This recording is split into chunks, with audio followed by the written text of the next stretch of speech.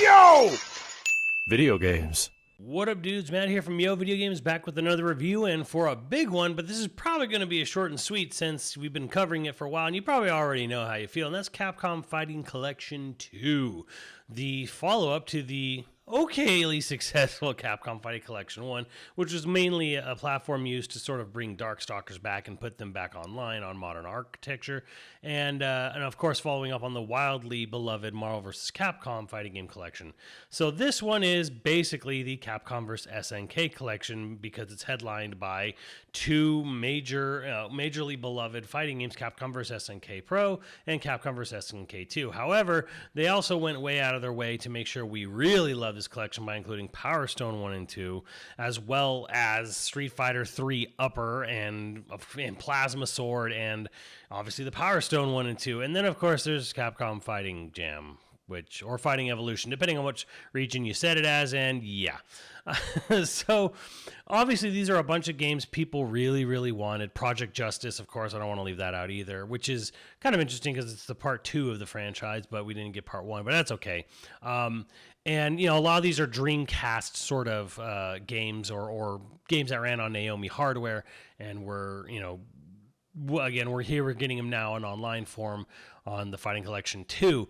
Now, for as far as just the collection itself, probably one of the best they've ever released. Again, you're getting a updated version of Alpha 3 that's had work done to help reduce some of the weird input lag that was in the American arcade version of it. And it's going to have all those extra console characters. And then, of course, you're getting Power Stone 1 and 2. You're getting Project Justice. You're getting CVS 1 and 2, all online, all of them. Not some pick and choose, but all of them are being online. And all these just absolutely beloved games. So, and then there's Capcom Fighting Jam.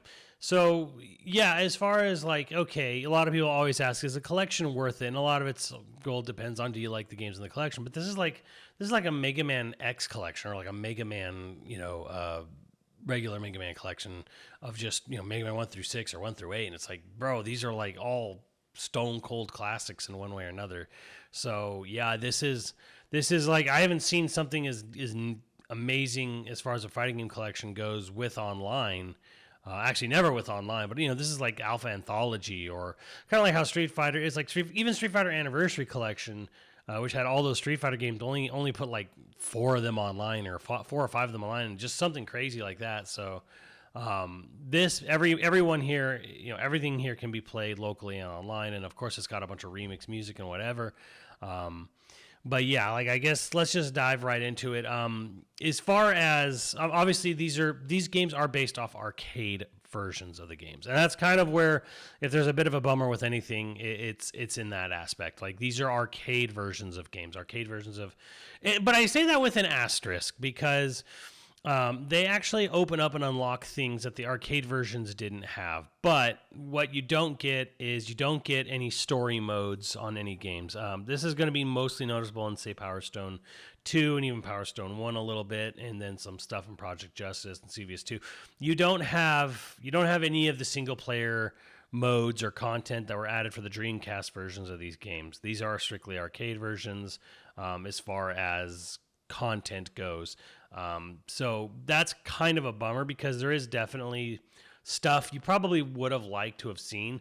The good news is, though, is you don't have to unlock anything. You don't have to, there's nothing, there's no, got to play this game for X amount of hours or beat arcade mode X amount of times or with X amount of, losses or no losses or whatever to unlock stuff. All the characters unlocked. And in fact, going ahead, like I said, it's sort of an asterisk on these are just arcade versions because, for example, Capcom vs. SNK 2, they have Ultra Rugal and Shin Akuma are playable, which was only possible on the console versions of the games previously. So characters that were locked to console versions like that, and I believe some of the hidden characters in Power Stone 2, some of the stages in Power Stone 2 as well, they're actually playable in this version of the game, of Capcom Fighting Collection 2. So they've kind of gone in and made sure you can do some things that you could do on console, but you don't get story mode. So, okay, so what's missing? What are the big things that are missing? And what for CVS2, it's a little weird because you get both versions of the game. You get the original and you get EO version. EO standing for easy operation. However, you don't get easy operation abilities such as flicking the stick to throw fireballs. You can enable one button supers in Capcom vs SNK2, but you don't get other easy operation stuff like flicking the stick in a direction to do specials. And you also, what that basically means is you get all the patches of EO version, but you don't get EX grooves, which was a custom groove setting on the console versions. You don't get color edit mode.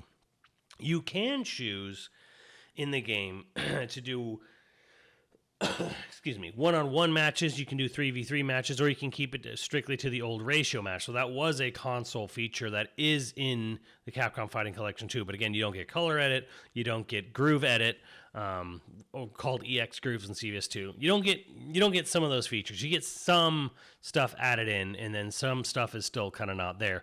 The adventure mode and stuff in Power Stone 2 is not there. It's just the arcade version. And there's a weird thing too, because again, Power Stone 2, they've unlocked all the characters like Pride and Mel and whatever. Not very good, but they're there at least, right? So if you want to do versus mode in Power Stone 2, you get the hidden characters that are completely unlocked there.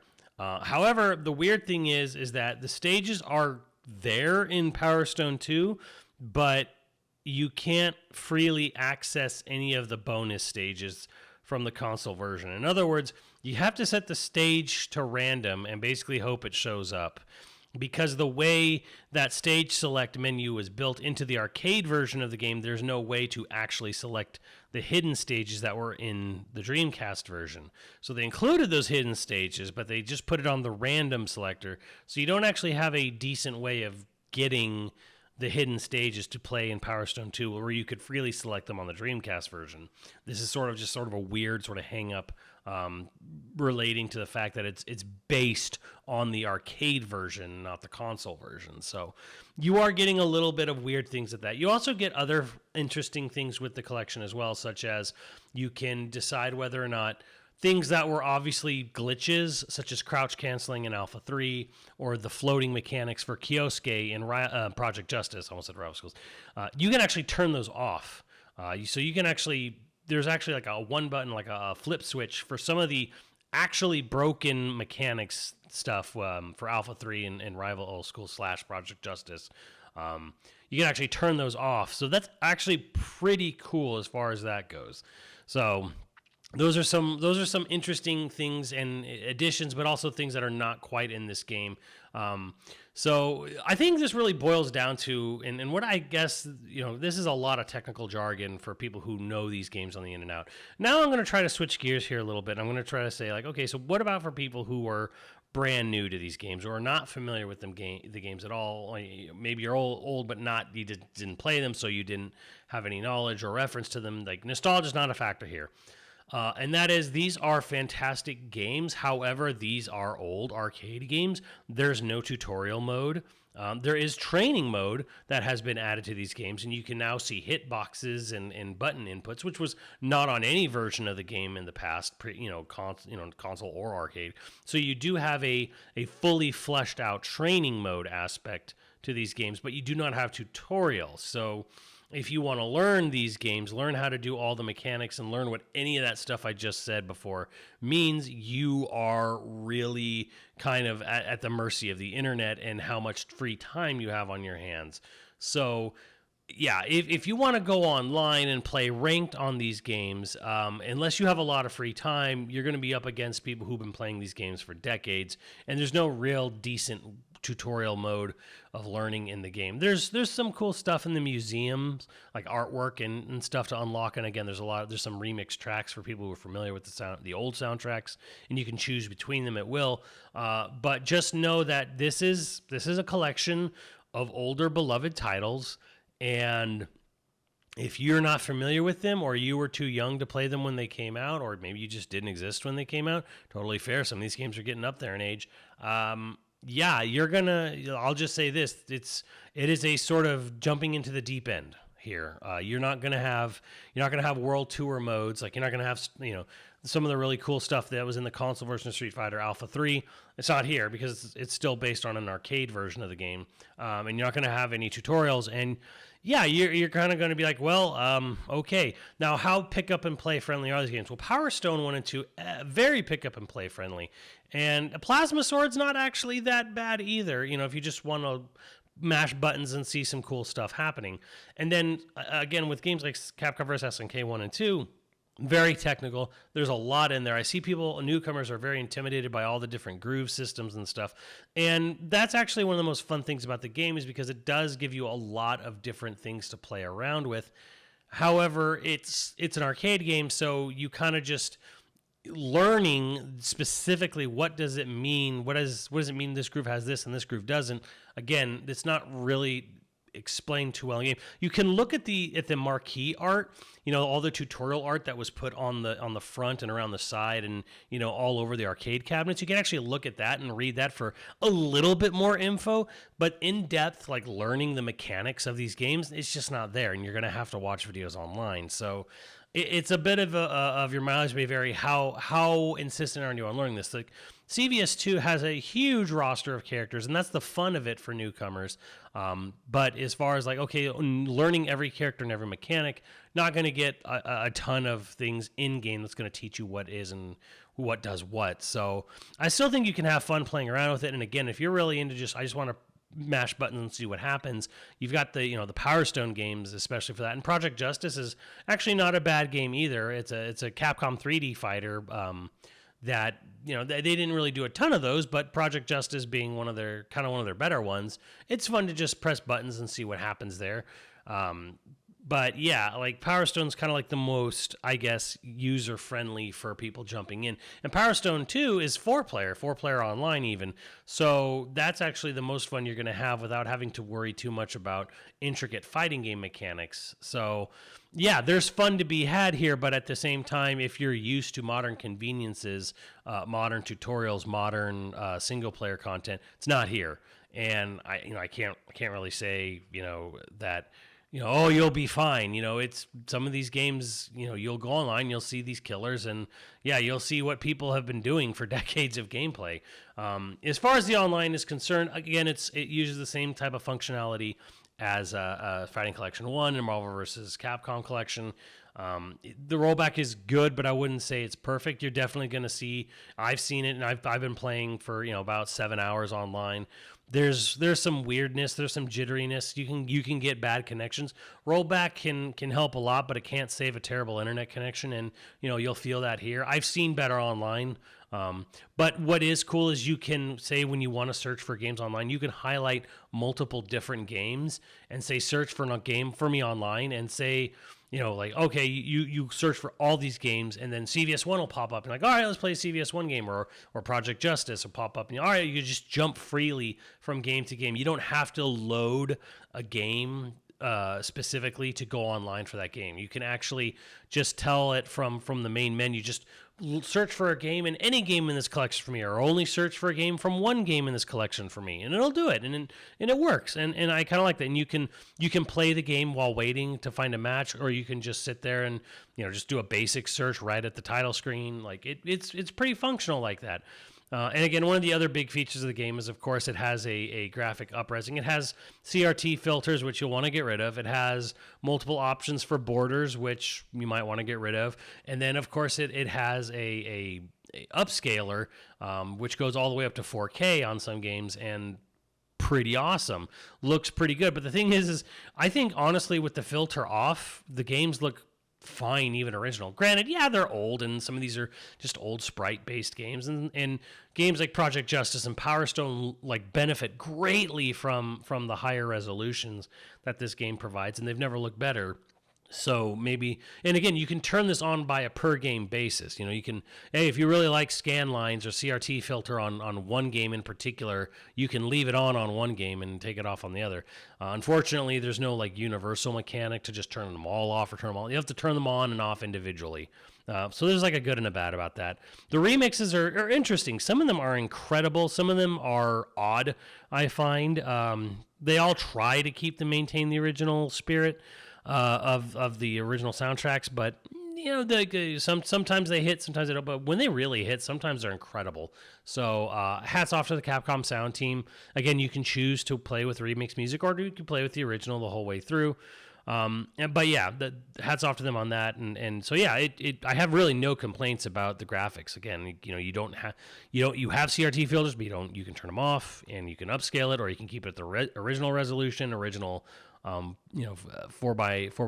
or not 4x9, the original formatting. Wonderful stuff there. The biggest party pooper, and I kind of discovered this on launch day because I just forgot, and it wasn't hidden. It was just, I just forgot about this detail. This game is not crossplay. It's on Switch. It's on PlayStation 4 and 5. It's on Xbox One and Series consoles. It's on PC, Switch, if I said that or didn't. But anyways, it's on everything. It's on every modern hardware. None of it is crossplay. None. So if you buy it on PC, you will only ever be able to play online against PC people. Same for Switch, PlayStation, and Xbox. And huge oversight. I'm sure there's some reason, but there's also, whatever reason that was, it probably is something that should have tried to have been overcome. I think the no crossplay thing is the hugest party pooper on this whole collection, because these are old games, and people are going to buy them for whatever they're sort of playing. And as much as rollback has become a standard, it blows my mind that crossplay isn't a standard somehow yet for Capcom. This is an oversight. There's no prettier way or nicer way of saying it. Pure oversight on Capcom's part. I hope maybe it's something that can be patched in the future. I don't know that it is. I don't know that it will. But I will say, as far as like a review and buying right now, I'm like, is this detrimental to the game? Yes, absolutely. It absolutely impacts the online area and how many matches you're going to be able to find and people you're going to be able to play as. It's hugely detrimental to the game. So yeah, that's a huge problem. But let's not get too hung up on that. It is a collection of some of the absolute best fighting games, some of the most beloved fighting games that Capcom's ever produced. You've got 4-player games, easy-to-play games. You've got intricate games. You've got, hardcore one-on-one, ratio match 3v3 games. You've got it all here. 3D fighters, 2D fighters, and then you've got a piece of crap fighter in Capcom Fighting Jam. So you've got pretty much the gamut of things here. One of the best collection of games they've ever put out, straight up, bar none. The online is good, but I have seen better. But hey, it's also, say, much better than games of the past, like Marvel vs. Capcom 3 or even Street Fighter 4. It's way better online than some of the older titles. So it's still got decent online, decent to good online. The games are a ton of fun, but again, there's no real tutorials. There's no console content. Like, in other words, no story modes, no color edit modes, no custom groove modes. So, but you do get hidden characters that weren't there in the arcades. You do get the ability to turn off some of the glitches that were present in the arcade games if you want to. You can do one-button supers in CVS2. So there's a sort of like, well, we added this, but we didn't add that aspect to it. And again, no crossplay. So on the one hand, the part of me feels like, look, if you're completely new and unfamiliar with fighting games, this is probably not the game you want to learn fighting games with. If you're a fighting game aficionado, and you probably are if you're buying Capcom Fighting Collection 2, then this is like an easy 9 out of 10. I wish I could say this was like a 9.5 or a 10 out of 10, because it has one of my absolute favorite fighting games of all time. But again, the lack of crossplay, the decision to kind of go with strictly arcade versions of these things, and then that really kind of does put a damper, because we're not getting the most complete versions of, say, Power Stone 2 or CVS 2. And again, we're getting Alpha 3 Upper, but not Alpha 3 Upper Max, which is still locked in PSP jail to this day. And that version of Alpha, there is a version of Alpha 3 that has more characters like Eagle and Maki and Ingrid that we still have no console home release for to this day. And instead, they didn't put it in this collection. They put the version before that one in here. So it's not even the most full feature-rich complete version of Alpha 3, and it doesn't have the World Tour mode from Alpha 3 console version. So we're missing stuff. We're still missing stuff. And as a fan of these games, I can't say this is 100% perfection. It's at least a 9. I would dock that score a little bit if you're just a super casual fighting game fan and you're like, I just kind of want to play some games, push some buttons, do some things, but not think about it too hard. I don't want to be super competitive. You'll have fun with this game. You'll definitely have at least, an 8.0 kind of level of fun with this game, but you're going to have to do some research online because there's not enough great in-game tutorials for how to do some of this stuff. So anyways, I think it's the best fighting collection they've put out personally. I know some people are probably still going to be, hey, well, that Marvel collection was darn near perfect for most people, and it kind of was. This stuff does have some notable omissions, but these are some of my absolute favorite fighting games, and I love this. I love that this collection exists. I love that there's a whole new easy way to play all these games on the go or at home. So I love it. 9.0 for me. I think a couple things could have been a little bit better. Crossplay being the hugest. But yeah, otherwise, fantastic game. Absolutely worth the money in my mind. Just know that, yeah, it is a collection for fans and hardcore players. So keep that in mind and let me know what you guys think, and I will see you on the channel later, dudes.